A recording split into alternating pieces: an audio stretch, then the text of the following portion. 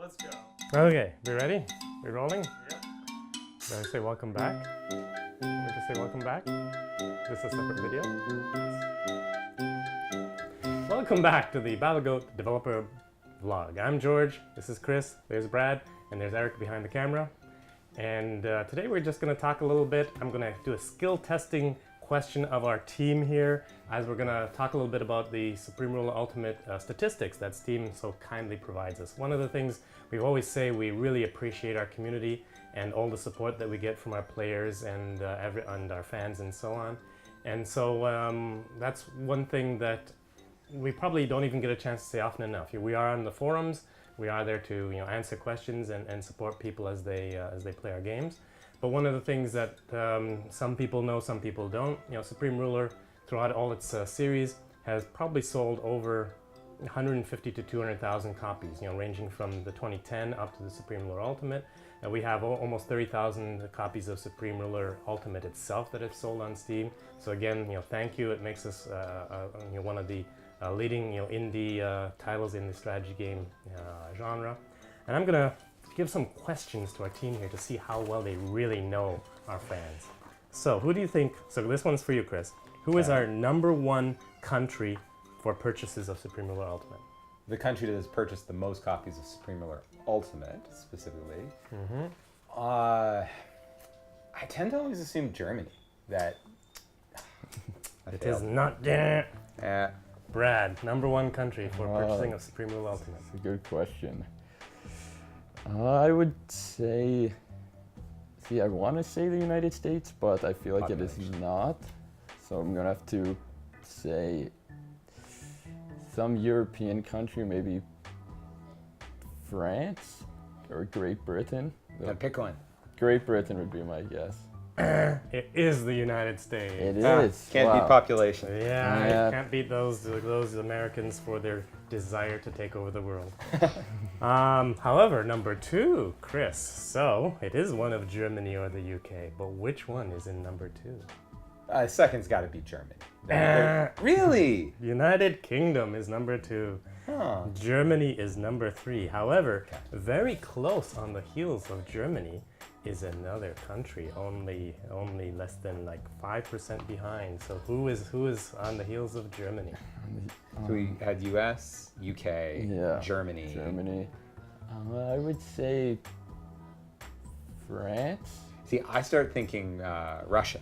We've had a lot of support coming out of Russia, a lot of desire for a Russian localized version. I believe there's an independent mod of a Russian version. And Chris is correct. It is Russia, well on the heels of taking over Germany and the rest of the world as well. So should we be concerned that the US and Russia are really showing global conquest tendencies?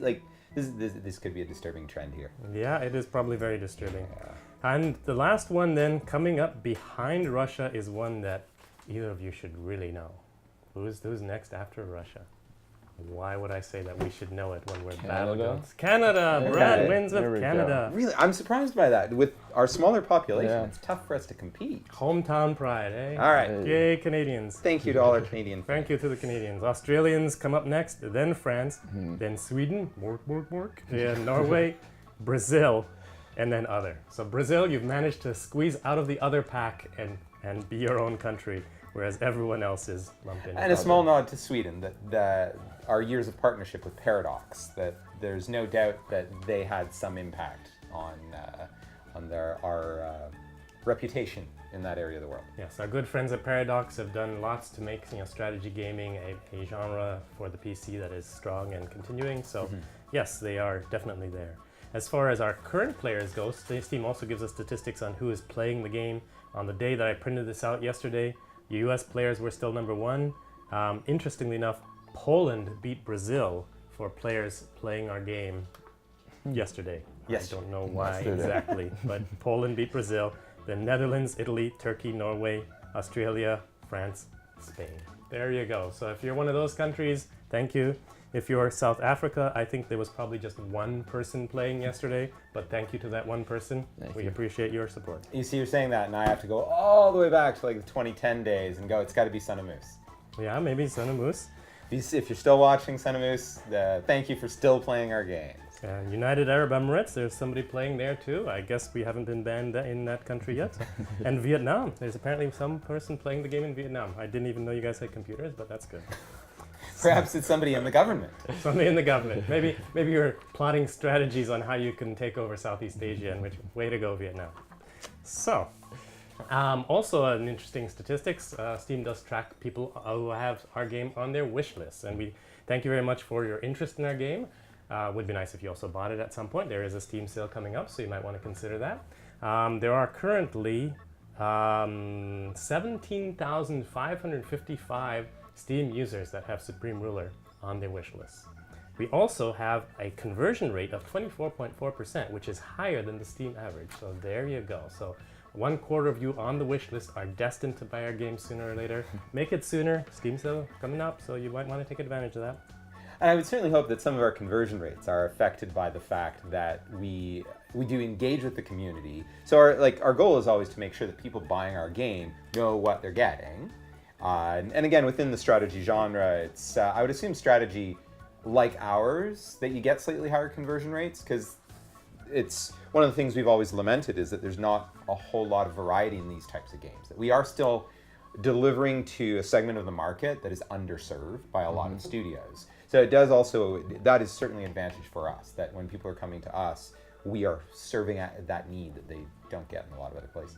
Yep, and then we do have a solid fan base. Some of our players have been playing the game since 2005. So again, thanks a lot for people who are new and found us more recently. Again, thanks for coming on board the Supreme Ruler community. And there's of course lots of pretty charts that really don't look very good because they're not in color. But anyway, so that makes them not pretty, that. Well, okay, those just contradiction. Yeah. So there's the charts of our secret proprietary information. So read that for what it's worth. We also, one other thing that Steam tracks is information about returns. And this is an interesting bit of trivia, and possibly if I can find the digital page of it, I can show a Supreme Ruler ad from 1982 or 1983, where our original company offers what we call the triple protection guarantee. So we actually gave the people who bought the text version of Supreme Ruler for the TRS-80 the ability to return the game for a full refund if they weren't happy with it. So they could send their cassette back. They can send the cassette back. So 30 years before Steam did their return policy, Supreme Ruler already had a return policy. And so, we'll put that on the screen here if we find the video. Otherwise, we'll just have to include a clip.